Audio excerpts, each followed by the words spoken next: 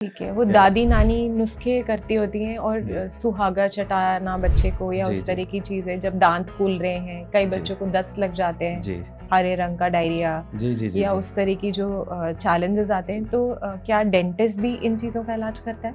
So initially जैसे teething जब होती है तो बच्चे को पेन होता है कई बार, hmm. Right? So sometimes the child is crying या वो परेशान है, वो रो रहा है इसलिए क्योंकि वो टीथिंग पेन है, बट वो एक्सप्रेस नहीं कर पा रहा बिकॉज अगेन बच्चा भी बोलने लायक नहीं हुआ है, वो एक्सप्रेस नहीं कर पा रहा है, इरिटेशन ज़्यादा हो रहा है। सो उस टाइम पे there are certain techniques that can be employed, certain massages that can be done for the gums to give the child some sort of relief. उस तरीके से कुछ ठंडा हम जैसे बच्चे को उस टाइम पे चखा दें, तो दीज थिंग्स हेल्प। हम लोग कोई दवाई या वगैरह कभी बच्चे को स्टार्टिंग में देना है, आपने फर्स्ट 6 मंथ्स हमेशा अवॉइड ही करना है कि you give the child anything other than the mother's milk. Even nursing bottle हम नहीं देते, नर्सिंग बॉटल में बहुत मतलब one type of caries infection is named after it, उसको बोलते ही नर्सिंग बॉटल केरीज है। ओके। सो उस जो जिस पॉइंट पे बच्चा नर्सिंग बॉटल रख रहा है उन्हीं दांतों में धीरे धीरे कैविटीज आने लग जाती है,